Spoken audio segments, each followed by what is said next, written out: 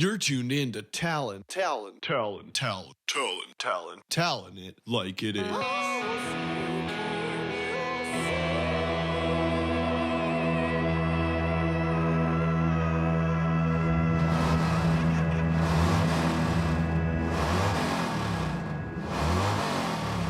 Ooh, I like that. That's the sound of a motor purring.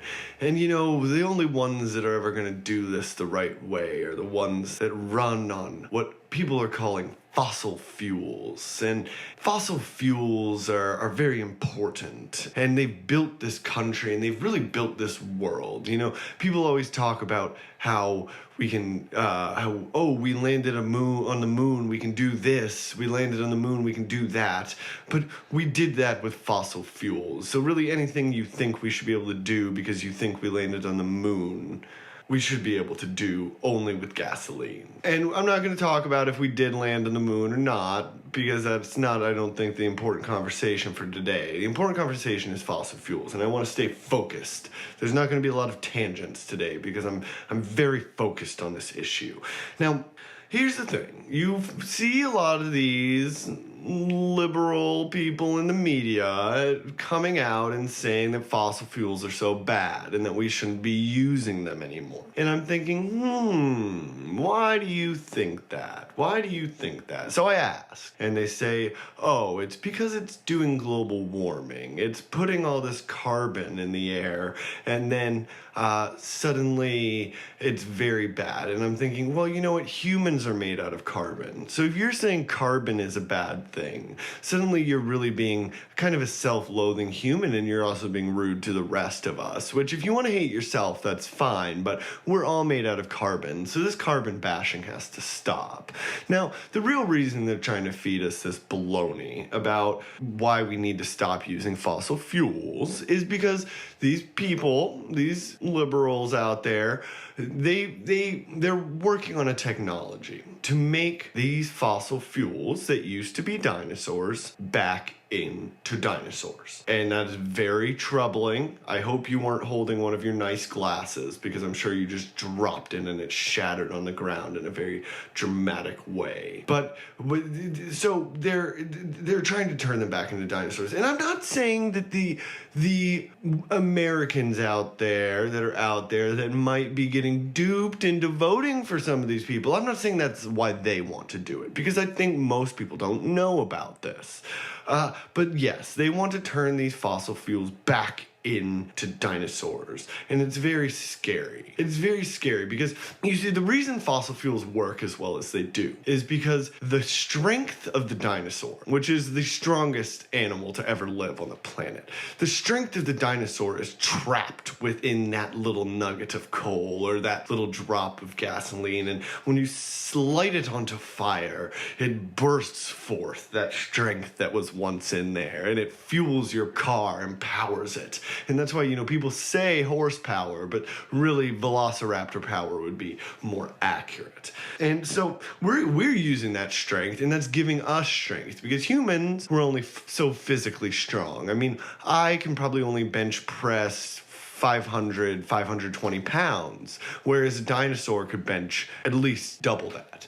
So, you know, even I need that strength to kind of move a whole car that quickly for that long. But Talon, where did you source this information that you've got about the return of the dinosaurs? Well, it's out there. I want to be very clear about that. It's out there. There's links you can click on that will take you there, but also, you know, if you're just paying attention to kind of their activities, because you're wondering, why are these people hating gasoline so much? And, you know, you wonder, why do they hate gasoline so much? And then you realize that, well, they must not really hate gasoline that much. Because when Barney Sanders is giving a speech about why we shouldn't be using gasoline, he's taking a private plane to go give the speech. So I'm saying, oh, you're using the gasoline, but you're saying it's bad. And why? It's because they know it's useful, and they know that you need to use gasoline if you want to be a successful person.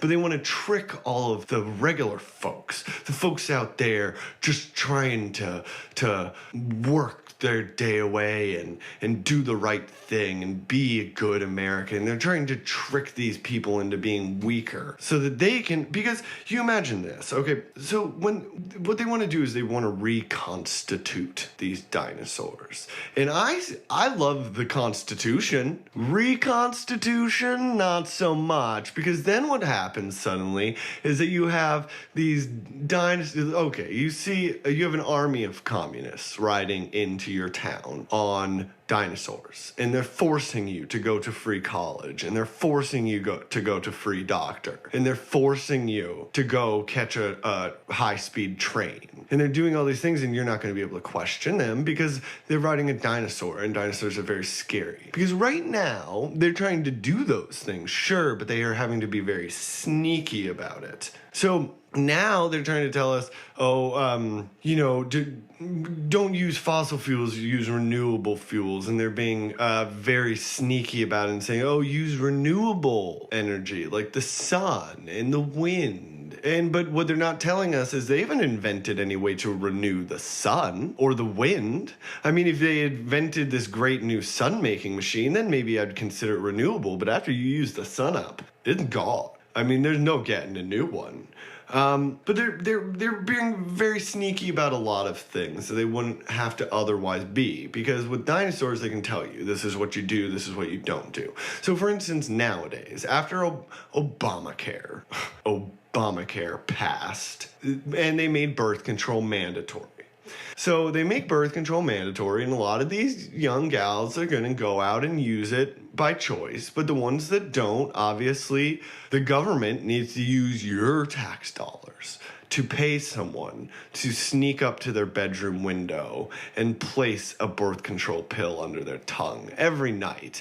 And this is this kind of thing where, these people aren't Santa, all right? This isn't easy for them. It's very difficult. They have to sneak all around and put all the birth control all under the tongues and make sure nobody's having babies anymore. And then, of course, they have to make everybody think that everybody still has babies. So what they do is they find one or two people that you went to high school with, and they kidnap them, and they bring them to Guantanamo, and they make them take pictures with these child actors so that you're out there thinking that people are having babies. There has not been a baby born in the United States in 6 years. I mean, my children, of course, but see, here's the thing. I have children, and a few of us do, but if you have good enough security, vigilance, and you're a firearm owner, these Obama agents are going to think twice about coming onto your property. So, these people, who are, if someone's unarmed and they have a baby and you're friends with them on the internet, chances are they are in a green screen room in Guantanamo being forced to pretend to be living that life. So, Talon, how are these conspirators using the dinosaurs in this plan? Well, I mean, you think about how many dinosaurs are, it's hard to find a way that you can't use a dinosaur. I mean, and you're looking at it. See, here's the thing, is that in the media, they're always trying to lay little eggs to tell us what their plans are. All right, so you'll see things happening in movies where, there was a lot of movies in the 90s where the big buildings are getting destroyed, and it gets everybody used to that idea, and suddenly it happens. So you're looking at these where they're saying, okay, you look at this show that everybody on Twitter is always talking about, this Thrones show. This show, they're showing this communistic anti-capitalist leader using dragons, which, newsflash, are just dinosaurs with wings, to control the population. And that's exactly that's a preview of what you're going to see. Because the whole thing that's going to happen is these people of the dinosaurs, they're going to come in and they're going to say, I'm a real nice person and I only want what's best for you. But if you don't do it, then my dinosaur is going to eat you up. And so that's what you're going to see happen more and more often. And you see in the media is always laying those kind of clues. Anything that you're seeing in a movie, you're probably going to see happening in real life pretty darn soon, most of the time. Talon, you were also talking to me earlier about how you thought the premise of that show was kind of off because if it was a game about who can throw something the farthest, like you would have won. Well, yes. I mean, the show obviously makes you think that it's going to be about shot put and javelin and all these kind of fun events. But then you go on it, and it's all these people doing sex with everybody. And I mean, I didn't get any further than that. There's magic, but I always see people are sharing about it, but I don't know how they're getting through it, because you think about who wants to see that? Who wants to see these naked bodies of these young, hot Hollywood stars? I'm just surprised that they can find an audience of people that appeals to, because you'd think that most Americans are right-headed and they're going to be saying, oh, sure, that person is not my husband or wife, so I can't see them naked because it will kind of warp my sense of morality and it will take away from the love that I have. So what sorts of shows do you watch with your family? Oh, well, we watch the Super Bowl every year. We have a get-together, and so what we do is we mute it during the football parts and then turn it back on for the commercials, and then we spend the in-between time just kind of discussing the commercials and really getting into them and dissecting them, because I think they're so complex and there's so many interesting things. And really, that's something that for all these people who are going out to see movies that are upwards of 75 minutes long, and you're thinking really the best cinema being created in this era is being done in commercial advertisements. You should see some of these commercials. There's so many different kinds of ones that are good. There's these commercials sometimes and they're very balanced. That's what I like about them, is they always show both sides of the story. So in the commercials, the wife she's saying, husband, you need to do this, you need to do that, like a wife does, but maybe if they just showed that side, people wouldn't feel like it was fair and it wouldn't be equality. But then also her husband, he isn't very bright. So what you're seeing, right, is that when you're looking at it, you're almost like, oh, look at this woman, she's such a crow, she's such a shrew, she's such a monster, she's kind of, probably forced him into a marriage and probably, is such a horrible, oppressive B word. But then the thing is, then you're introduced to the concept that he's not very bright. And then you're almost like, oh, what's the chicken and what's the egg here? Because is she such a B because she's constantly frustrated by her dummy?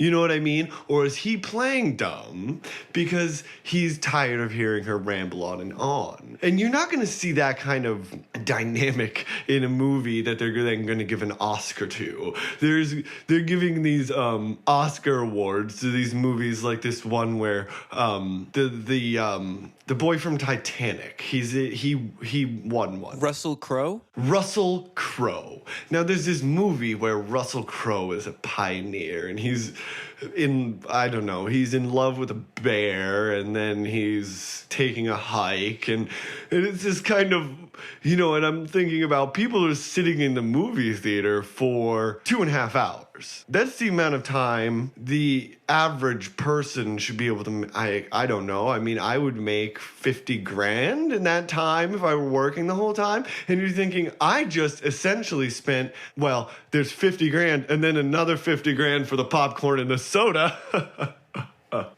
But seriously though, you're starting to feel like you wasted your time watching this movie when you could have spent 30 seconds. And it's not just that. If you don't like those kind of intense, emotional examinations of human relationships like you might get in a Coors Light commercial, you can find there's these commercials that are so funny and wacky and random. Some of my favorite commercials are the ones where someone's coming out and they're saying, whoa, whoa, and then you see an explosion, and then there's a monkey on a surfboard and everything, and it's so, because you're wondering, where did they even come up with this? You know what I mean? And so I think there's, for any kind of movie that you might watch, whether it was a comedy or a drama or a documentary, you can find a commercial that's going to be so much better than that film would have been. And 99% of the time, we're going to find that this is true and it holds up. Now,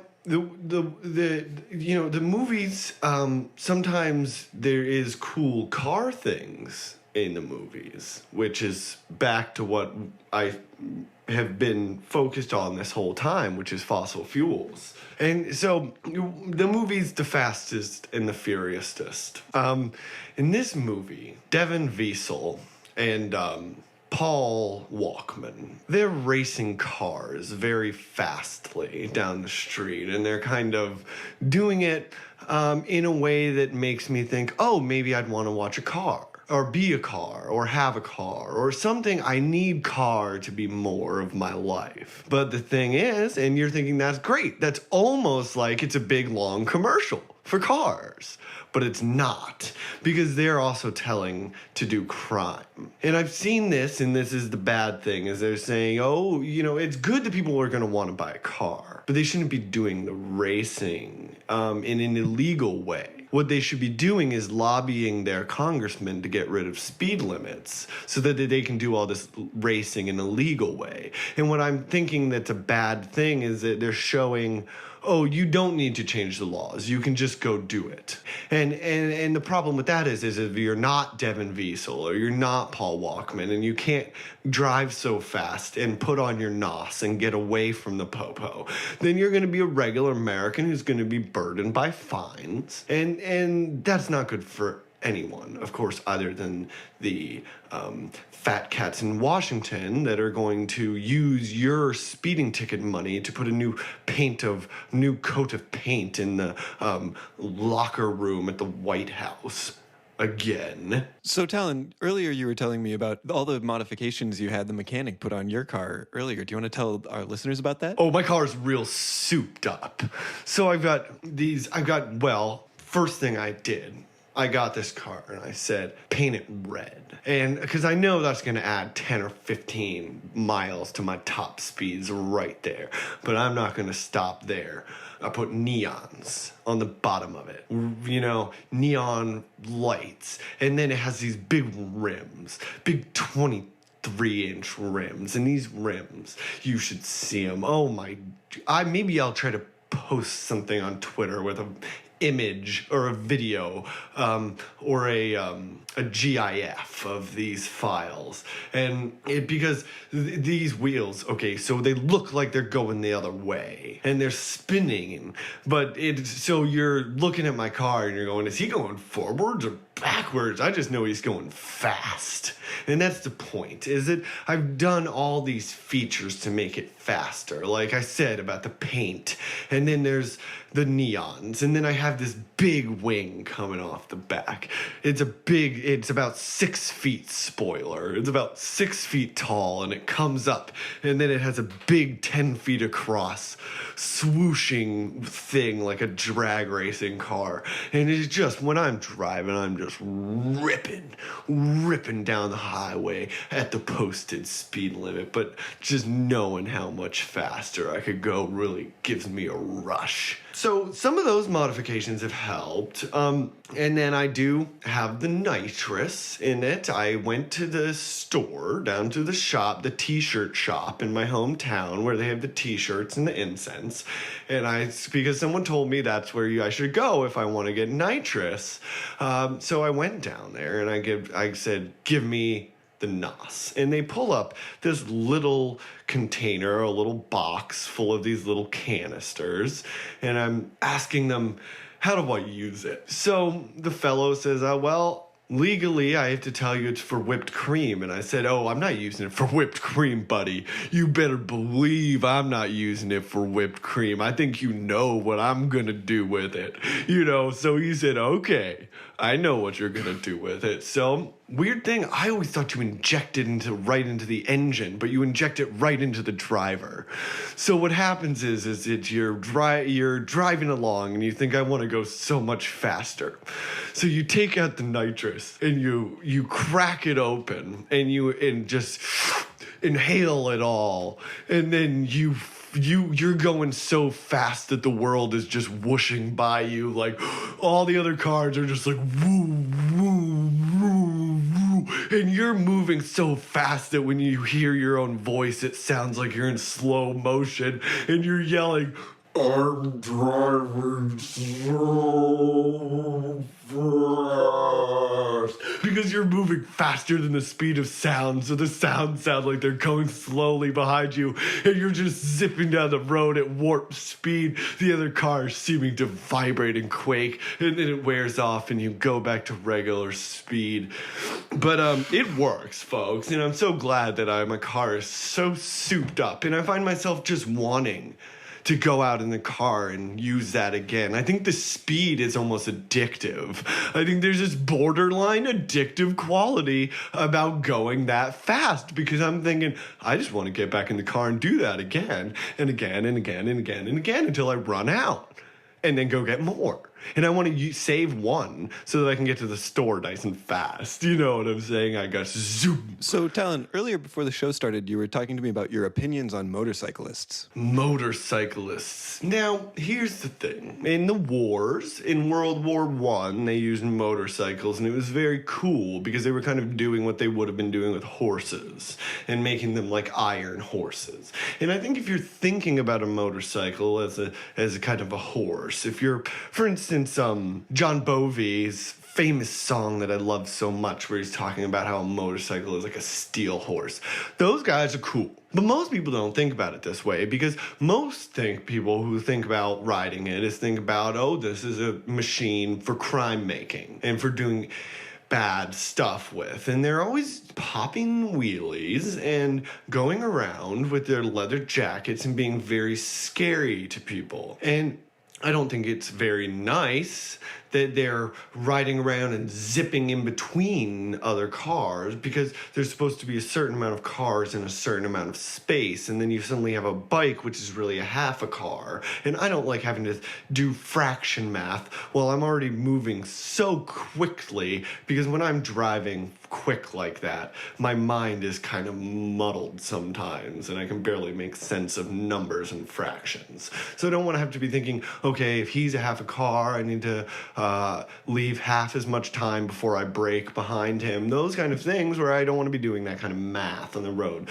So I'm thinking, motorcyclists, okay, you guys think you're so cool, and you think you're such cool guys, but it's only because you're making everyone else do this math around you. So obviously you're going to seem cooler than people who are sitting there doing math like nerds, but you're not really cool. If you just take a motorcycle guy by himself, he's just a guy standing on half a car. But I want to stay on the topic of dinosaurs, because I think this is something that you don't hear about nearly often enough in the media. And when you do hear it on the media, they're always talking about some discovery about some dinosaur from millions and jillions of years ago. But they don't talk about the dinosaurs that are on their way, first of all. And they also don't talk about any of the dinosaurs from the rest of history, which I think is ridiculous. I mean, you look at... Okay, so there's this myth that's taught in schools that dinosaurs have been dead for 50 quadrillion years, or whatever made up number of years that hasn't even transpired yet. They try to tell you it's been. But dinosaurs were with us up until, about 400 or 500 years ago, somewhere in there. It was 440 years ago. 400. Exactly. Okay, so 440 years ago, and of course, you know, as we all know, and even some people in the mainstream know, is that certain dinosaurs survived a lot longer than that. I mean, Nessie lived into the 60s or 70s, I want to say. There's dinosaurs in Africa. Some people think there still might be some there. I thought about it really, if because I would never go on safari normally to kind of try to go kill some cat or some Bambi, some big weird looking Bambi, or an elephant, which is, I don't want to kill any of those things because the rest of the elephants are never going to forget about it.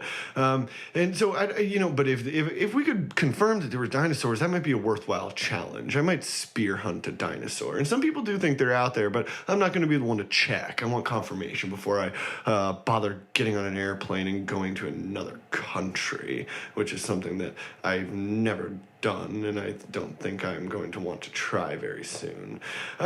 But if there was dinosaurs, well, maybe they could ship them over here. But I'm getting, again, sidetracked in my own mind. I'm still on the right topic and maintaining focus in that respect, which I know you people love. So what I want to say, though, is that these dinosaurs were prevalent until about 440 years ago. And you look at it, you can see it on maps from the time. You see monsters out at sea, which... and you see, different references. Of course, I was talking about dragons earlier, which, mind you, are just winged dinosaurs. So they were with us until recently, and somehow through the kind of scheme of education, they've managed to eradicate this memory. And people say, oh, those monsters on the maps, they were actually just a metaphor for the mysteries of the sea and the dangers there. And I say, okay, you are someone who has never read the Cartographer's Oath, and you don't really have a place in this conversation. Because maps aren't of metaphors. Maps are literal. The Cartographer's Oath, I mean, I could recite the whole thing, but it's about 45 minutes long, so I don't want to kind of make this a double episode. But, it's... I only shall declare things that actually appear, things that are actually there, and they work off that rhyme scheme for a while, and then there's parts of it that get multisyllabic rhymes, and it's actually really great piece of literature in addition to being an oath that I think is very noble. But if you read the whole thing, it's going to become very clear to you that if a cartographer is drawing a dinosaur, it's because there's a dinosaur there and not because of any kind of weird ideas about what might or might not be scary, okay? So dinosaurs were around, and they were always just this kind of enemies to us, and then we got rid of them finally. And people always talk about us making other animals go extinct like it's such a bad thing. Like they wish that they had to worry about whether or not they were going to get eaten up by animals every night when they go to sleep. I mean, you need to extinct away most of them, and especially dinosaurs, because they were just so gosh darn big and hard to get around. I mean, do you really want to build a mansion if you think that some kind of brontosaurus is just going to come and stomp on the whole thing? We needed to get rid of dinosaurs so that humans could finally know stability. And that's why you think about, 440 years ago, and then some people come over to a country named America, and they invent democracy, and they start the greatest country that ever was and ever will be. And I'm not saying that the founding fathers weren't noble, and I'm not saying that they weren't the group of smartest people to ever exist, in all living at the same time with the same idea. I'm not saying any of that, but I'm saying the fact that there were not dinosaurs anymore is what allowed them to use those smarts to build such a great America. And I know a lot of you have been so brainwashed, and that you're sitting there, you're shaking your head when you should be nodding your head, and you're thinking, no, it's been millions and millions of years. It's been millions and millions of years. But folks, I care about you, and I want you to try to break these shackles of education. I want you to try to think about what you learned in school for the last time, right now. Think about everything you learned in school and say goodbye to it. So take every little fact that they taught you in history class and walk it onto a little boat. And you pile them all up on this giant ark with every thought on it, and push it out into the water, and then shoot a flaming arrow at it and cackle with your new blank mind and watch it sink into the ocean. And then suddenly you're ready to be learning. And I know those of you who've been with me for years have engaged in this process, but from what my producers tell me, we're getting new listeners every day. And I want you guys to, I want you to be primed to really take in the information I'm going to give you, because a lot of people are reacting to me on Twitter like I'm trying to make a joke. And I've been so clear. I brought on a professor of satire just to clear this up, that there's nothing about this as a joke. And I want you to take it to heart, and I want you to forget about what those, because schools are prisons. And the same way that people need to unlearn what they learned in prison to be rehabilitated, you need to unlearn what you learned in school. So now that you have that much room, go back, listen to every episode of this show you can find, and fill in some of those blank spaces. And I look so forward to seeing you next week.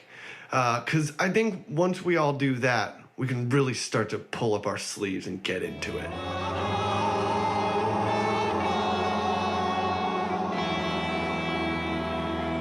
Thanks for tuning in. Make sure to like us on Facebook and follow us on Twitter at TalonItLikeItIs. For new content and updates, visit boiledsprat.com/TalonItLikeItIs. See you next week.